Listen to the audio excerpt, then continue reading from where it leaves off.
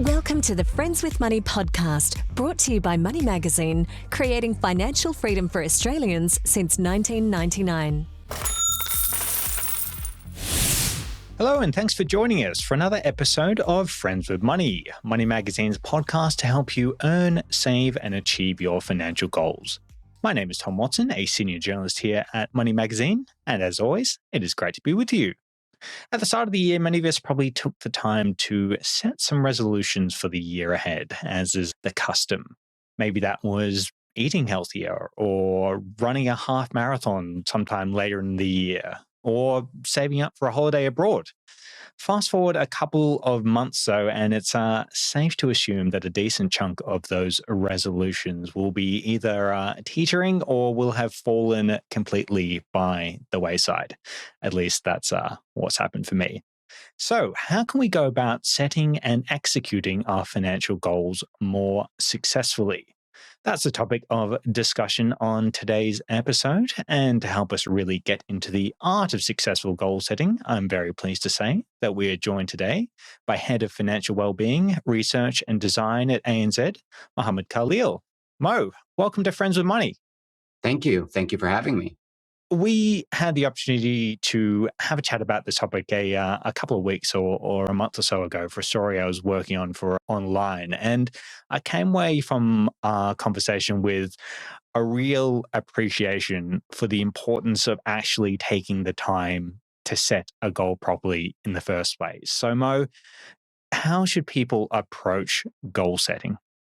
Well, there are three steps, and maybe we can talk about the first one that are required to effectively achieve a goal. One is articulation, the second is progression, and the third is completion. And so, in the first step about how to approach setting a goal, it's actually about creating a lifelong financial habit. Because once you create a habit, less conscious effort is required to save or pay down debt or manage your money.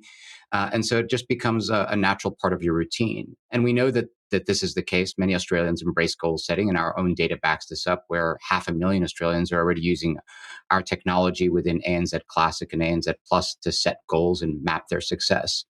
But the most important bit of that step is be specific about when, where, and how you'll act towards your goal. There have been nearly 100 studies that have shown that the impact of detailed planning actually improves the likelihood of achieving your goal by about 65%. So Wow. very critical to sort of sit down and think about, what am I saving for and how much do I need to save for that objective? So be clear. And does that kind of mean really focusing in on a single goal, Mo, or is it possible to, have a couple of goals set at the same time? I think you should approach it in the same way that you would approach sort of physical health. So if you are someone who's already, exercising 3 times a week for 20 minutes a day, and you want to, take on an additional task, it's much more feasible. If you're just starting out and, you've been, sitting at your desk all day and never really working out, then you want to pick one thing to go after. So it's a set of habits that you want to build. And if you don't have one, then start with one. And if you have been successful in creating one habit, then it starts to become easier to do multiple. One of the kind of really fascinating parts of goal setting, of this kind of articulation phase, and one that really resonated with me, is something called the fresh start effect. So, can you explain to us what the fresh start effect is, Mo, and how it can, I guess, be beneficial for people setting their goals? Setting a goal is, as I said, is about creating a new habit. And oftentimes when we want to make a change in our life, we like to sort of mark it on a special day. So everything from a birthday down to the start of a new week, month, season, or certain holidays like the New Year are examples of what psychologists call temporal landmarks or fresh start effects. And people often use these as an anchor to psychologically kick off a new time period or cycle. And the wonderful thing about these fresh start effects is that they create a psychological reset where you can sort of detach yourself from past failures, undesirable behaviors, or ineffective habits, and end one behavior pattern and kick off a new one. One study on the fresh start effect found that people are 145%, or about 1.5 times more likely to commit to their goals and achieve them when they set them, for example, at the beginning of the year. Wow. I mean, that really really works for me. I know I kind of write things off in terms of my goals at the end of the week, but by Monday I'm ready to kind of start getting into them again properly. Mo, before we move on from, I guess, the goal setting phase of things, do you think it's important for people to set a firm end date for their goals as well? It is important to have a particular date by which you would like to achieve that goal, but it needs to be realistic. Setting an end date, certainly gives you focus and allows you to move towards a particular against a particular timeline. But once we start, I think, talking about the next step of goal setting, what you'll see is that you need to be able to adjust as required so that you don't lose confidence in your ability to achieve your outcome. Well, let's get into the kind of progression side of things then, Mo. So once someone has set a goal or, multiple goals, if they can do that, how can they go about successfully working towards that?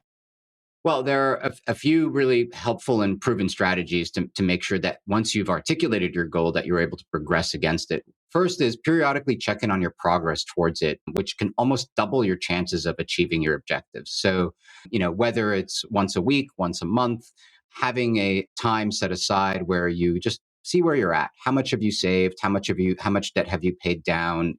Can be very helpful in letting you then look at whether you need to reset your expectations or redouble your efforts. Another very effective strategy is sharing your goals with others. This ability to sort of get social support is very positive in that, when you're struggling with achieving that goal, or when you have or want to celebrate achieving a milestone along that goal, other individuals that you trust, whether it's family or friends, can help you increase accountability and maintain motivation. And the last one is, the idea of using visual aids. Now, a lot of people do this where, you'll see someone has their desktop background be the beach that they intend to go on vacation to later that year, or the car that they'd like to buy, or the kitchen that they'd like to renovate.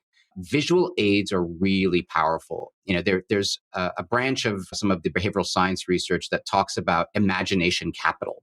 And what that is that the more time you spend imagining your future, the more likely it is that you will actually invest time and effort and make meaningful progress against it. And it makes a ton of sense, because the thing that is competing against your desire to meet your goals is all of the day to day demands that you have.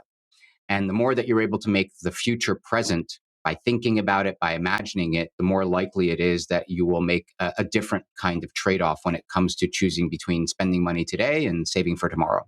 That's so interesting. I'll go and change my my desktop background after this chat. So maybe to a house, which I'm trying to buy at the moment. But obviously, most people use apps or online platforms for their banking and their other financial management needs nowadays. Many of which are equipped with features and bells and whistles that allow users to, I guess, automate processes, which I love. I find really handy. So, do you think that automation and other bits of technology can help people with progressing their financial goals as well? Absolutely. So by making acting on your goal effortless or automated where possible, it really restricts your ability to deviate from your goal. And it's actually the space that we at ANZ are really able to help customers with. So we have tools like automated roundup of your transactions, where we set aside the additional change towards savings. We have unlimited savings buckets. We provide predicted expenses. All of these tools really make it easier for you to execute on your habit. It's sort of like, making sure that, when you are opening up the pantry or the fridge and looking for snacks, that the things that are, in there are already sort of set in a way that will help you achieve your outcome, fruits and vegetables rather than, Tim Tams and other candies. Now, that said, you don't want automation to be completely invisible. What you do want to do is, as we've talked about before, regularly check in on your goal progress. One of the downsides of automating your financial goals is it can become out of sight, out of mind, with less Mhm. focus on it. So if you do automate, which I highly recommend, also ensure that you've set up those regular check-ins to understand if you're on track and if you maybe need to change your automation settings. So it should be a mix. That makes a lot of sense. Before we move on again, Mo, should people be open to, I guess, adjusting their goal or goals along the way as well? You touched on this a little bit before. But can that be useful, or can it be counterproductive? It's really important actually to be adjusting along the way, but try to align it against those scheduled progress check-ins or those milestone achievements. Because if you continue to pursue a goal that isn't realistically possible, it isn't just demoralizing. It means that you're spending precious time, money, and effort on something that isn't going to get you where you want to be. So don't change your goals haphazardly. Goals do require effort, energy, and persistence to achieve. And changing it too frequently means you lose that focus. A nice balance is to time reevaluating your goal with those preset scheduled check ins or when you complete sub goals, milestones, because those will give you a sense of accomplishment, will give you a sense of practicality in terms of what you've been able to achieve and how long, and then it allows you to reset your future expectations. Building a habit, whether it's saving for a goal or paying down debt or whatever your objective may be, is also about really beginning to understand your own capabilities and limitations. And so it's very natural to, as part of that, to realize that you can't run that half marathon, on the first day, and that you might need to start with, some shorter sprints to begin with. Moving on to, I guess, the kind of final phase here, or at least the way that I'm thinking about it. Once someone actually hits their goal, whatever that may be, is there anything that they should reflect upon or do once that's completed? Or is it just about moving on to the next goal? Well, first, acknowledge that you've achieved your goal and celebrate that you're absolutely entitled to that. And actually doing that really does, I think give you the reward dopamine hit that you want to get from, that from achieving that habit. And, that's important. It helps reinforce that habit. The second thing you want to do is reflect on what goal setting and pursuit strategies worked best for you and what you found most difficult so that you can apply them to your next goal. Did sort of sharing with friends and family help? And if so, in what ways? And if it didn't, could you do better with that? Or have you set up the right automation tools? Or were you too ambitious to start with and that you might want to take, a slightly less ambitious approach with the next goal? But I think one of the most important things is to continue the habit. Once you have started to establish this particular habit, what you want to do is to move on to the next goal as quickly as you can so that you can maintain that consistency. Again, it's like going for the morning jog every day. Once you've started to establish that habit, maybe you've set a new direction that you'd like to head to, a new destination that you'd like to arrive at, but it is critical to keep running. Mo, one final point that I wanted to hit on is about purpose, the purpose behind goals. Is it important for goals to have a specific purpose? For example, wanting to save up $10,000 as an arbitrary figure versus wanting to save up $10,000 in order to buy a car.